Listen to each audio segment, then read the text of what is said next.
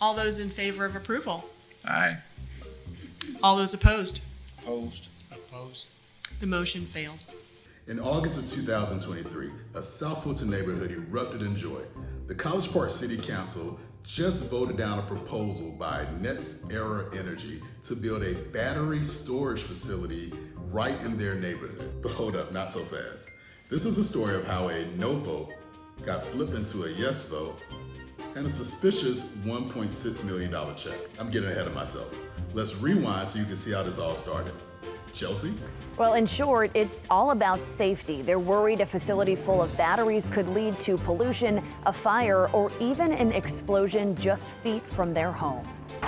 They're going to take away the little we got already. Anthony Charles Ellis lives off Delano Road in College Park, a quiet street that could soon have a new neighbor. NextEra Energy wants to build a battery storage facility off Highway 29 near the front of this community. The site would house high-powered batteries used to help manage the state's energy grid. It's all about money, and it's all about free energy from this black neighborhood. These neighbors are urging College Park City Council to hear their cries and vote against bringing the battery facility to their town. Come see what we going through down here. That's what I would tell them. What they wanted in their community. These residents came together, they organized, they researched, wrote letters, held meetings, and they were not alone. Members of surrounding communities also spoke out on their behalf. Check this one out. You know, as a municipality, we do need to find ways to continue to make our city successful, but we must also foremost consider the people in a city. There is no city without the people in the city. And we've heard over and over and over again from residents, and this is not what people want. This is not what people want. And my question, that doesn't have to be answered, it's rhetorical, but we have to ask ourselves, do you want to have this in your backyard? Would you move your home to live within, a quarter of a mile of this project, 200 feet, or however close you can get? Would you really want this in your backyard? Do you have one where you live? Would you be okay with one in your community? It's not right, because we already plagued in our neighborhood with package stores, pawn shops. We want a nice community as well. Is it easy for you guys to just say, oh, let's put it there because we consider low income or middle income? Why not put it in Alpharetta? Why not put it in Buckhead? Nobody is answering those questions. It's like, oh, let's throw a little money in it. Let's use these big words to describe it. But once you break it down to it, it's dangerous. I have a strong suspicion that the reason for the location chosen for this particular plant was point of least resistance. I'm going to appeal to your compassion as a human being to consider us. We have to live with this. These folks back here, they don't care nothing about us. They're here working for their company. They're making millions and thousands off this deal. These people back here are going to have to live with the decisions that y'all make.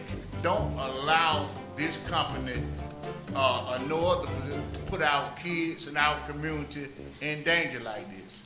They hoping that you look at the dollars and forget the dangers. We want you to do the opposite. We want you to look at the dangers and forget the dollars. Listen, we are your parents. We are your grandparents. Would you do this to them? We're gonna have to go to sleep every night with our fingers crossed. They can't guarantee you this money. The jobs that they're talking about, the construction jobs, that's gonna be over and done. Then they're gonna leave. We're gonna be stuck with the possibility, a real possibility, of these things dangerous. Even the mayor of College Park has voiced her opposition to the plant and put it on the record. What I've read about these facilities when they catch fire, which is rare, these should just let them burn. I think about what that means for every person who got up here. What let it burn means for 3, 5, 7 days.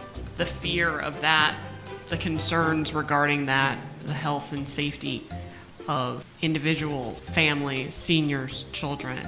I don't know that I have enough answers to satisfy myself that residents of our community, because jurisdictional lines do not mean that we are not part of the same community. I don't know that I have reassurances residents of our community are going to be 100% safe. I don't even think this facility would be on Rugby. I do not believe that this would be a project that would be proposed in a community of affluence. The community has shown up on 2 separate occasions to voice their concern, to plead with us not to do this, because all money is not good money. And late into that night on August 7th, it seemed as if the community had won. The motion failed. They had beaten Goliath. Well, that's until last week. You see, back in November, there was an election. This is who we had last August. But how did they vote? Karn opposed, Allen opposed. Gay, who was at the meeting, went missing but returned right after the vote. And Clay, he was in favor. The mayor, she doesn't get the vote. This is who we have now. This time, Gay approved, Arno approved, McKenzie approved. Yep, that's her. And Karn opposed. You remember all those people that came to that meeting? Well, they knew to come to that meeting because when you do things like that, there's public hearings that take place. Before each council meeting, an agenda is created. Weeks in advance, sometimes only days. But that information is put out to the public so that the community will know what to expect that night. If they want to come in and make comments, they're able to do it because the agenda has been created in advance. And here's the kicker. The agenda item to discuss the rezoning of that land was added at the beginning of the meeting, giving the public no opportunity to come out and defend what they worked so hard for so many years. If you are not watching this meeting at the beginning of the meeting, you would have had no idea that rezoning was going to be discussed. The addition to rezone that property being added to the agenda was so rushed that even the mayor didn't understand what was going on. And when she asked for the address of what property they were talking about, well, go ahead, see for yourself. What was the motion?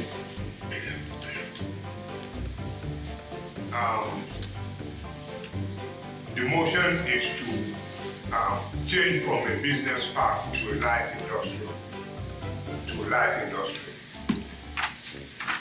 What's the address? I make a motion that we accept the addition to the agenda as stated by the city manager. Councilmember, I'm trying to get specificity on this, not only for the governing body, but also the public. Because if we're renewing a property zoning motion, so if you could just list out the address. Excuse me, Mayor, excuse me. There's a motion.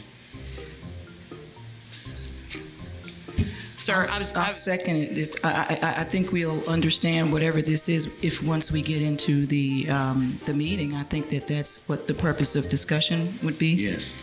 All right, so there's a motion, there's a second. Any discussion? I've got some. What is the address? Motion carried, ma'am. I have a call for the vote. What is the address?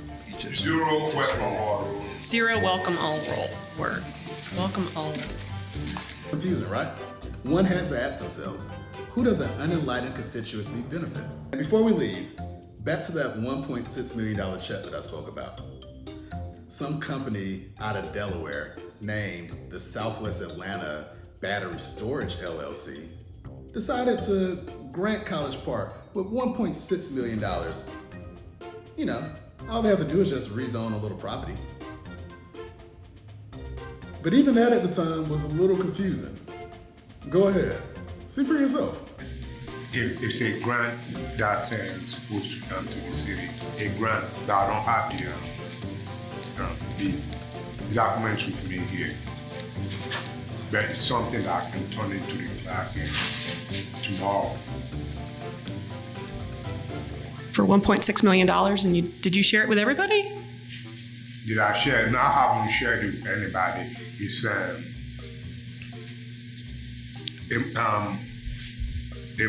grand motion that came to me, and I thought I'd bring it to the governing body.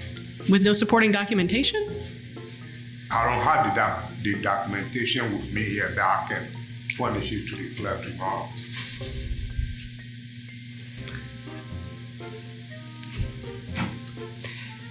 So this is the agenda item addition with no supporting documentation to accept $1.6 million.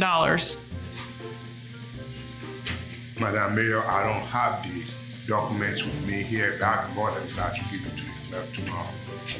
Stay tuned, we'll be back with more later.